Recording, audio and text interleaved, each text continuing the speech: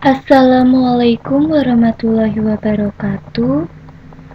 Kembali lagi bersama saya Tania Eka Umami Bavarianti. Di lab sebelumnya, yaitu lab 46 sampai 49, kita telah membahas mengenai protokol yang digunakan dalam WAN. Untuk lab 50 sampai 52, kita akan membahas mengenai high availability. Jadi, apa sih high availability itu? High availability atau yang biasa disingkat HA merupakan teknologi yang memberikan ketersediaan jaringan pada setiap jalur yang akan dilewati oleh sebuah paket data.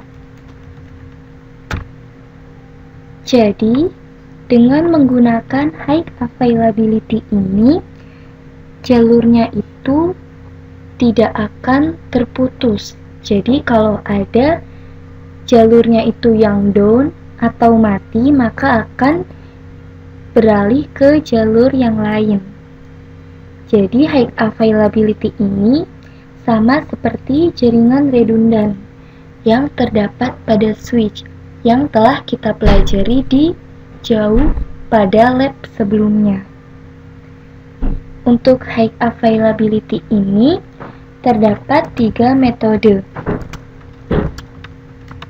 yaitu yang pertama itu ada HSRP, lalu yang kedua itu ada VRRP, dan yang ketiga itu ada GLBP.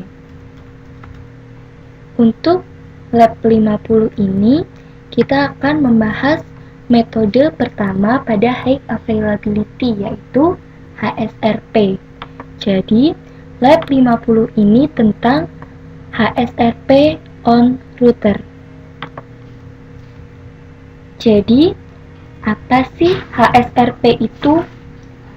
HSRP memiliki kepanjangan, yaitu Hot Standby Router Protocol.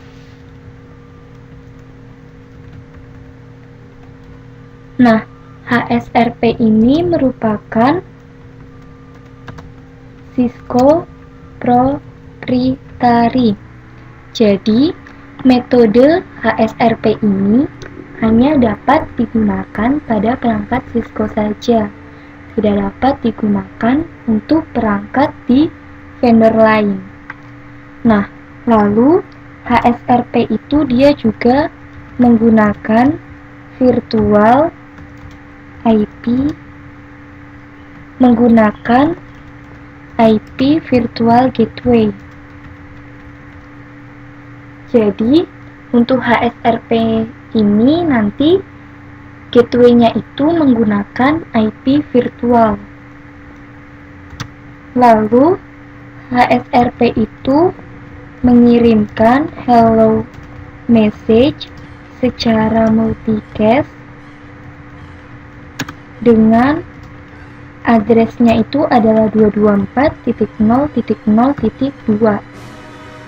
Jadi ini merupakan default address yang digunakan saat HSRP itu mengirimkan hello message.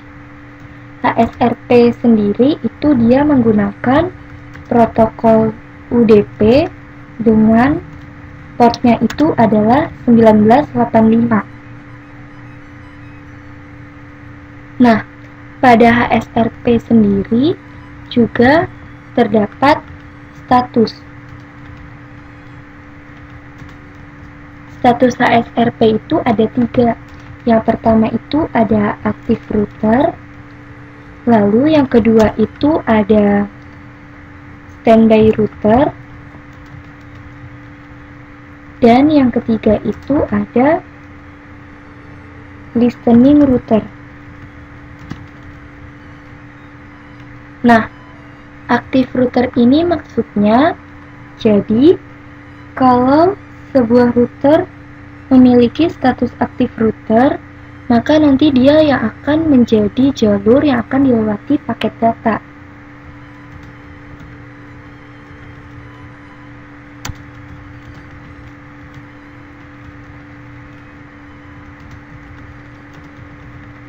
Sedangkan untuk yang standby router, jadi kalau dia routernya itu statusnya standby, maka dia yang akan menunggu apabila router yang statusnya aktif itu down.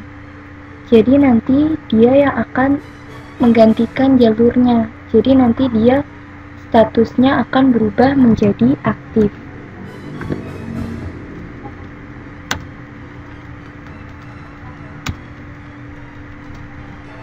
Nah, status yang ketiga itu ada listening router. Jadi, ini merupakan status interface saat routernya itu baru connect gitu. Nanti dia itu yang akan menentukan. Jadi nanti sebelum itu routernya itu akan menjadi statusnya aktif atau standby. Untuk menentukan aktif atau standby-nya ini dilihat berdasarkan IP address dan juga MAC address. Untuk Lab 50 ini kita akan menggunakan aplikasi Genestry. Sebenarnya untuk HSRP ini bisa digunakan di aplikasi Cisco Packet Tracer. Hanya saja nanti untuk Lab 50 sampai 52 itu topologinya sama. Jadi supaya tidak membuat topologi ulang, kita akan langsung menggunakan Genestry. Karena untuk VRRP dan GLBP itu tidak bisa digunakan di Cisco Packet Tracer. Untuk topologinya sendiri, kita menggunakan satu PC, satu switch, dan 5 router, dan satu server. Nah, sekarang kita buka dulu aplikasi Genestry-nya.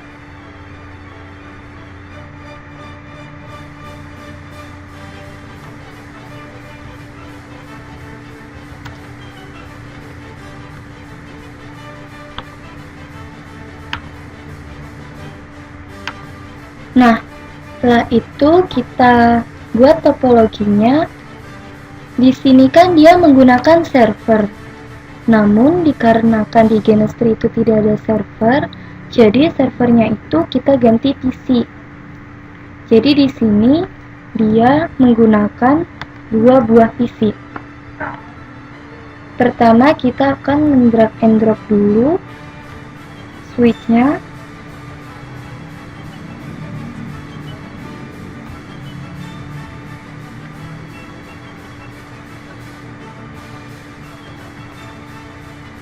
Lalu kita drag and drop 2 buah PC dan juga satu switch.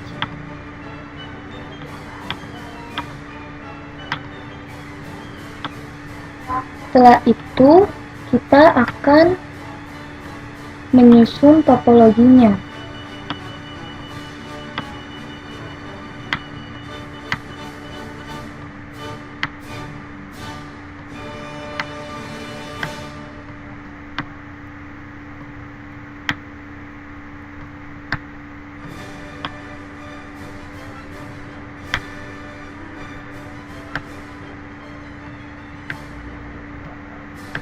Setelah itu kita hubungkan menggunakan kabel.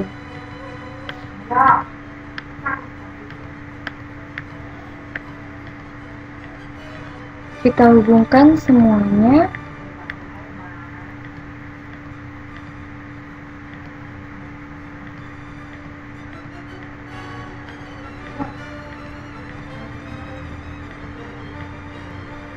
Nah, di sini interface mana saja yang kita gunakan itu terlihat. Kita mengklik tombol ini. Nah, setelah itu di sini kita berikan penanda untuk IP address atau network berapa saja yang akan kita gunakan.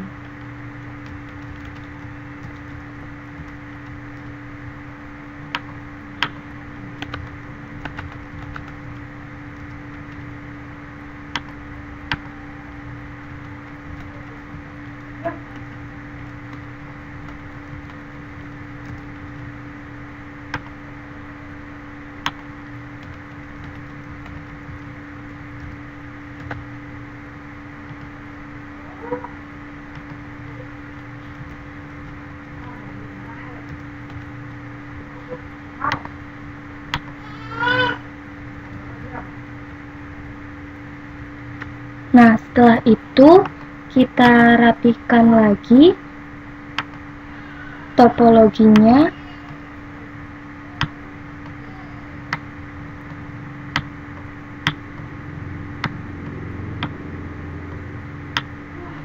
Kemudian kita start.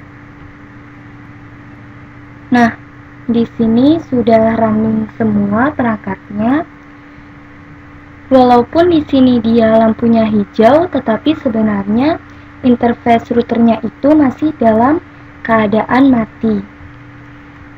Nah, yang pertama kita akan melakukan konfigurasi IP address untuk masing-masing routernya. Pertama kita ke router 1.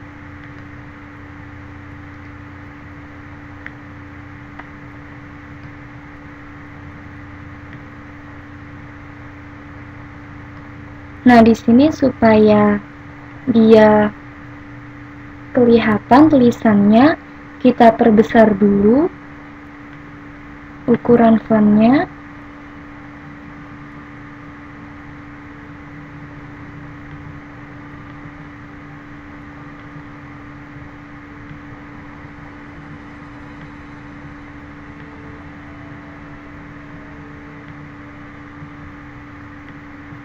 Nah, di sini kita lihat bahwa router 1 itu menggunakan interface FA0/0 dan juga FA1/0. Pertama kita masuk dulu ke Global Configuration Mode. Setelah itu kita masuk ke interface FA0/0. Lalu kita masukkan IP address-nya yaitu 192.168.1.1. Subnetnya 255.255.255.0. Kemudian kita ketikkan OSH. Lalu kita masuk ke interface FA1/0. Kita masukkan IP address-nya yaitu 13.13.13.1. Lalu subnetnya 255.255.255.0. Kemudian kita ketikkan OSH dan kita exit. Setelah itu kita berlanjut ke router selanjutnya yaitu router 2. Di sini masih sama, router 2 itu menggunakan interface FA0/0 dan juga FA1/0. Di sini kita perbesar dulu ukuran fontnya.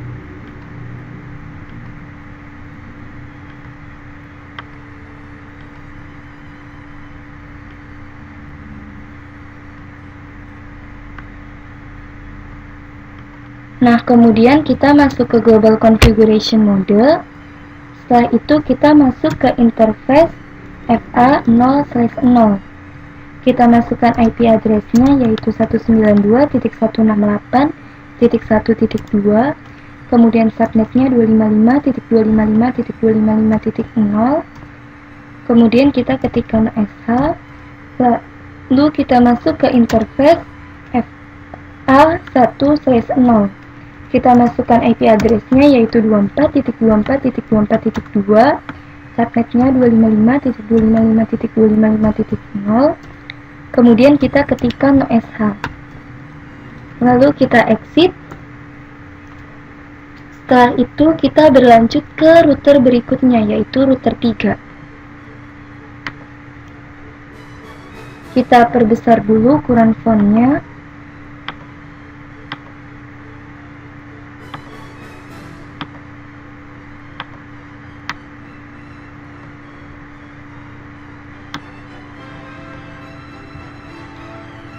Pertama di sini kita masuk dulu ke Global Configuration Mode.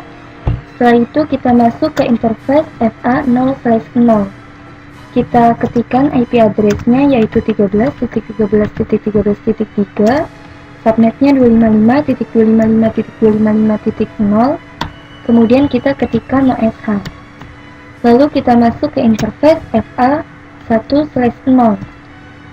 Kita masukkan IP address-nya yaitu 35.35.35.3, subnetnya 255.255.255.0.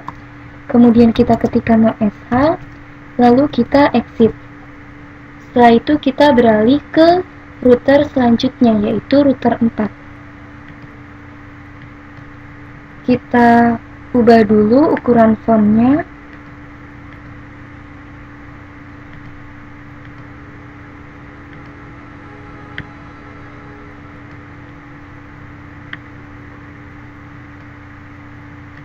Nah, di sini kita masuk dulu ke Global Configuration Mode. Setelah itu kita masuk ke interface FA0/0. Kita masukkan IP address-nya yaitu 24.24.24.4, subnetnya 255.255.255.0.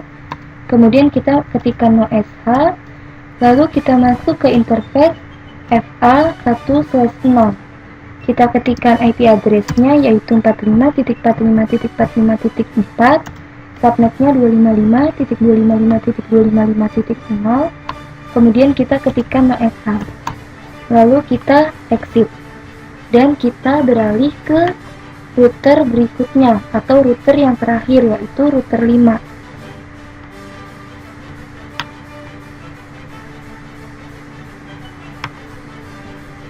Kita ganti dulu ukuran fontnya.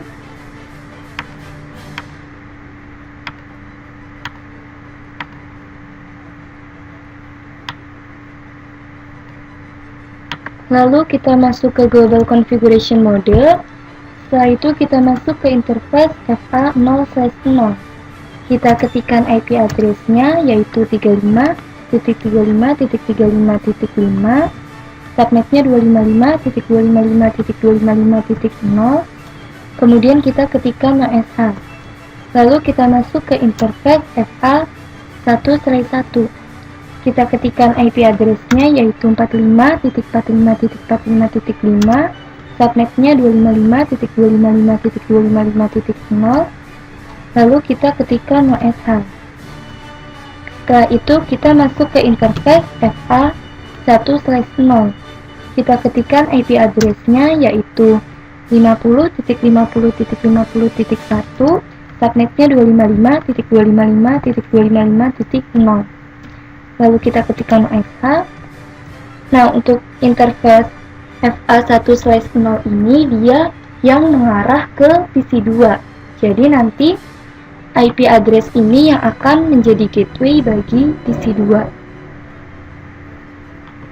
Nah, setelah kita melakukan konfigurasi IP address untuk router, yang selanjutnya kita akan melakukan konfigurasi routing. Di sini kita menggunakan dynamic routing yaitu EIGRP. Kita melakukan routing ini supaya nanti PC1 ini dapat terhubung ke PC2. Nah, kita ke router 1, lalu kita ketikkan router EIGRP, lalu identitinya. Di sini saya menggunakan identitinya 1. Kemudian kita ketikkan no auto summary. Lalu kita masukkan network yang terhubung ke router 1 yaitu 192.168.1.0 dan juga 13.13.13.0. Lalu kita exit dan kita beralih ke router selanjutnya, yaitu router 2. Di sini kita ketikkan router EIGRP. Nah, untuk identitinya itu harus sama, yaitu saya menggunakan identitinya itu adalah 1. Lalu kita ketikkan no auto summary, kemudian kita masukkan network yang terhubung ke router 2, yaitu ada 192.168.1.0 dan juga ada 24.24.24.0. Setelah itu kita exit, lalu kita beralih ke router 3. Nah, di sini kita ketikkan router EIGRP1, lalu no auto summary, kemudian kita masukkan network yang terhubung ke router 3, yaitu 13.13.13.0 dan juga 35.35.35.0. Lalu kita exit. Setelah itu kita beralih ke router 4. Kita ketikkan router EIGRP1, lalu kita ketikkan no auto summary, kemudian kita masukkan network yang terhubung ke router 4, yaitu 24.24.24.0 dan juga 45.45.45.0. Lalu kita exit dan kita beralih ke router yang terakhir, yaitu router 5. Kita ketikkan router EIGRP1, lalu no auto summary, kemudian kita masukkan network yang terhubung ke router 5, yaitu 35.35.35.0, kemudian ada 45.45.45.0, setelah itu ada 50.50.50.0. Kemudian kita exit. Nah, setelah kita melakukan konfigurasi IP address dan juga routing EIGRP di router, sekarang kita akan melakukan konfigurasi IP address untuk PC1 dan PC2.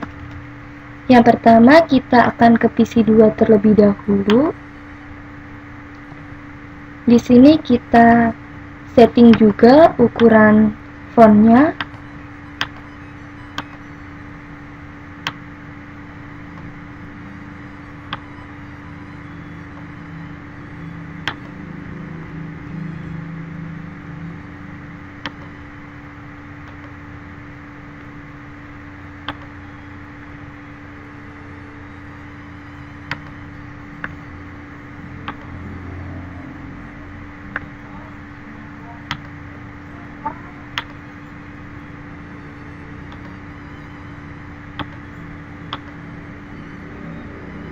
Nah, di sini kita masukkan IP-nya, kita ketikkan IP, lalu IP yang ingin kita berikan yaitu 50.50.50.2, prefixnya itu size 24, lalu gateway-nya. Nah, untuk gateway-nya itu merupakan IP address dari interface FA1/0 di router 5, jadi interface yang terhubung langsung ke PC2.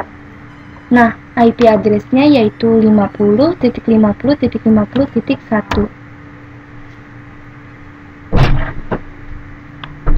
Nah, setelah itu kita akan melakukan konfigurasi IP address juga untuk PC1.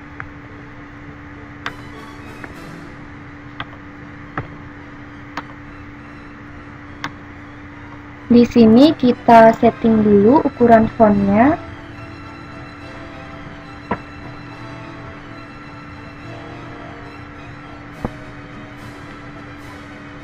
Nah, kita masukkan IP address-nya yaitu 192.168.1.3, prefixnya size 24. Nah, karena di sini dia terhubung dengan dua router, jadi Untuk PC1 ini dia menggunakan IP Virtual Gateway. Nah, untuk IP Virtual Gateway itu tidak boleh sama dengan IP address dari interface routernya. Jadi nanti IP Virtual Gateway-nya itu tidak akan sama dengan IP address dari interface FA0/0 di router 1 maupun di router 2. Di sini IP Virtual Gateway-nya saya berikan 192.168.1.24. Nah, setelah itu kita akan mengaktifkan HSRP-nya di router 1 dan juga router 2 beserta mendaftarkan IP Virtual Gateway-nya ke interface router 1 dan juga router 2. Jadi, pertama kita akan ke router 1. Kita masuk dulu ke interface-nya, interface yang terhubung ke klien, yaitu FA0/0. Lalu kita aktifkan HSRP-nya. Kita ketikkan standby 1. Nah, 1 ini merupakan identitinya. Lalu kita ketikkan IP dan kita masukkan IP Virtual Gateway-nya, yaitu 192.168.1.24. Lalu kita exit dan kita beralih ke router selanjutnya, yaitu router 2. Kita masuk dulu ke interface FA0/0, lalu kita ketikkan standby. Untuk identitinya itu harus sama dengan yang router 1 tadi. Lalu kita masukkan IP Virtual Gateway-nya. Lalu kita exit. Kemudian kita ke router 1 lagi. Nah, di sini dapat dilihat bahwa router 1 itu dia statusnya itu menjadi active router. Sedangkan untuk router 2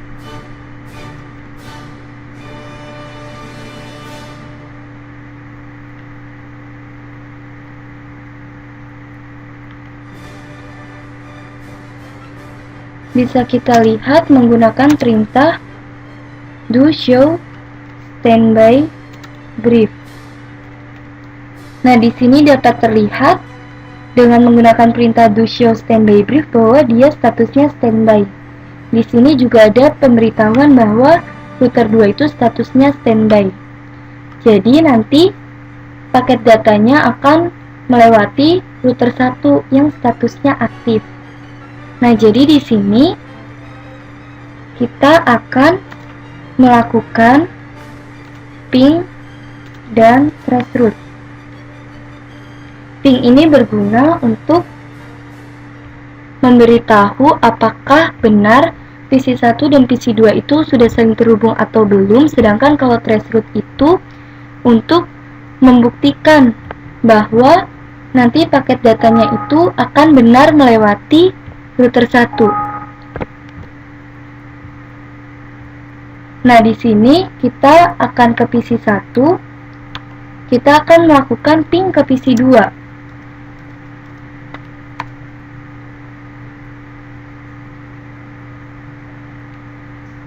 Nah, dan ternyata pingnya berhasil. Jadi PC1 dan PC2 itu sudah saling terhubung.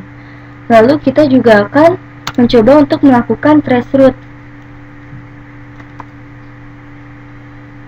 Nah, di sini dapat terlihat bahwa dia itu paketnya itu melewati router 1. Karena router 1 itu statusnya dia yang menjadi active router. Nah, sebenarnya kita bisa melakukan setting untuk router mana yang menjadi aktif dan mana yang menjadi standby.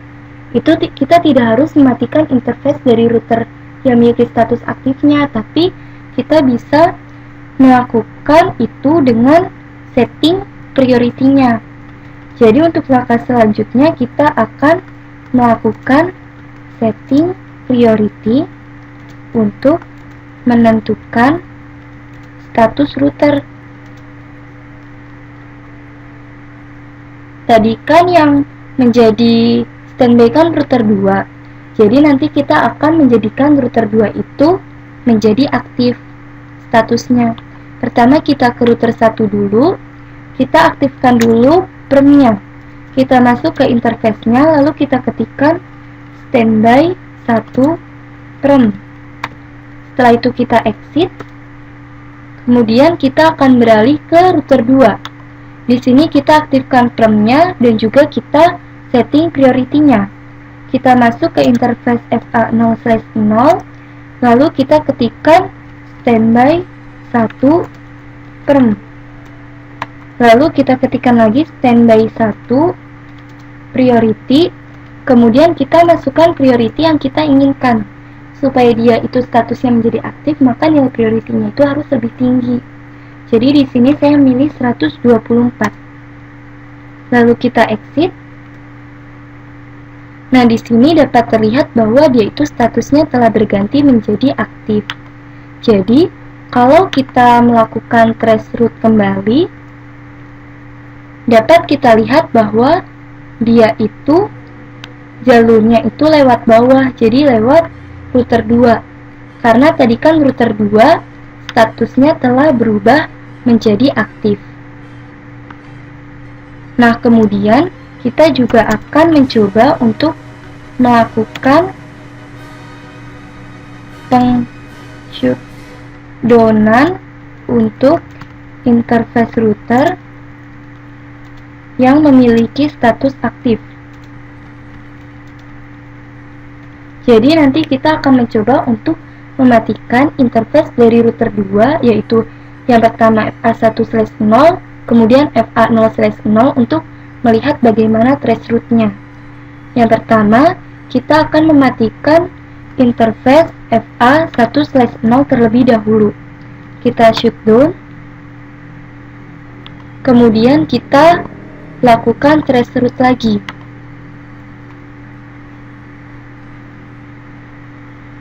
Nah, di sini dapat terlihat pertama dia itu ke router 2 dulu, ke interface FA0/0.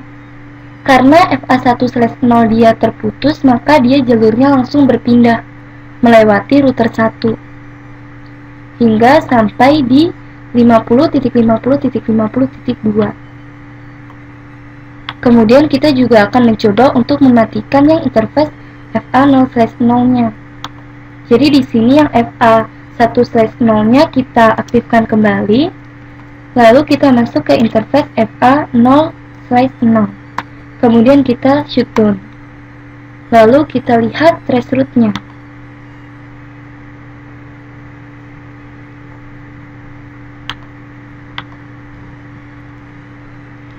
Nah, di sini dia jalurnya langsung ke router 1.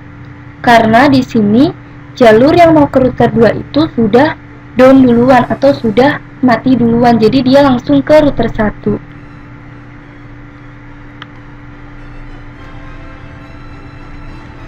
Nah, itulah penjelasan dan pembahasan mengenai lab 50 tentang HSRP on router. Jadi, lab 50 telah selesai. Wassalamualaikum warahmatullahi wabarakatuh.